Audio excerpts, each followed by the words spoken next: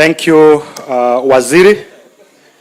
Let me once again recognize the leadership of Kisumu County, led by the Deputy Governor, His Excellency Dr. Willie, and the MPs, starting with the host MP, Mheshimiwa Oron, MP Koyo for Moroni, MP Rosa Buyu, and also our Senator.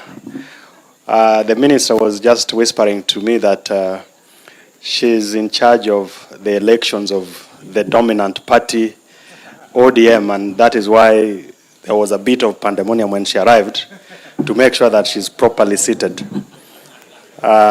Professor. Now, and also the MCAs who are all here, and the rest of the leadership, particularly who work with us within the ministry. Na wananchi wote wa Kisumu. Amoso uno imoreuru.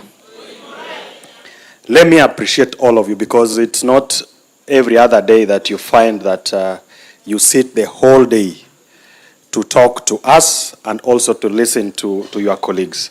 And we've taken a lot of valuable lessons from the engagements and the feedback that we have had. And because time is long gone and spent, I just want to speak to 3 issues before we invite, or I invite the Speaker, who will acknowledge the members of the County Assembly who are here, and he hands over to the area MP. So number 1 is just to acknowledge and appreciate the leadership of Kisumu County. And I always say this, it's not a mistake that we have the leaders that we have. It is not a mistake that we have the MCAs here.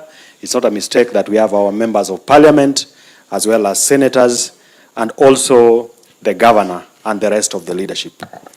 And it is our responsibility as citizens to give all our elected leaders the support that we have to give them, for them to deliver and to allow us to work for the people of Kisumu and also the people of this country.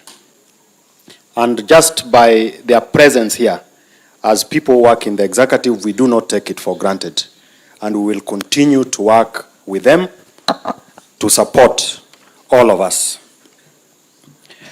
Number 2 is that as officers of government, we have a responsibility to understand what the government programs are, so that when you sit in your baraza, when you attend a funeral, or when you go to a wedding ceremony, you will always be given an opportunity to greet people. Kazi yako sio kuamka na kusalimiana na unarudi unaketi. You must go beyond that. You must be able to explain what the government is doing on matters to do with security, what the government is doing on matters education, what the government is doing on matters health. And you don't have to struggle to know what the government is doing.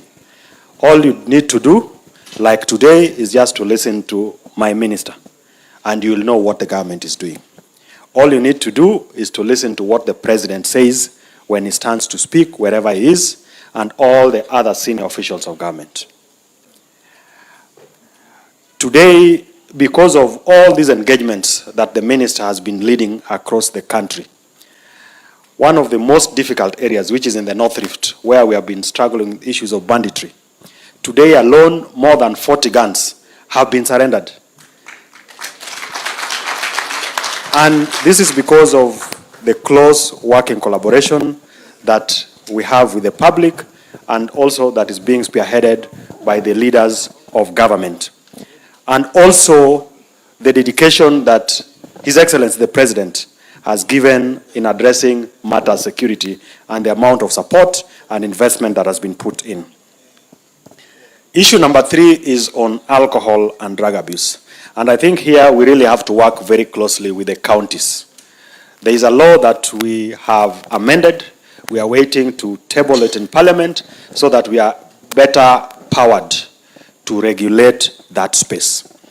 But looking back when we were growing, because I grew up in this town, it was very obvious. If you wanted to go out to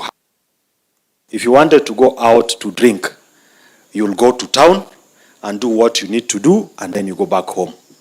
Today, in every corner in our estates, outside our school compounds, There are liquor stores all over. There are bars all over. And I think we must have a candid conversation and make a candid and sober decision that we designate places where adults can go and drink, where adults can go and have whatever they need to have, and that has to be well regulated so that we protect the minors.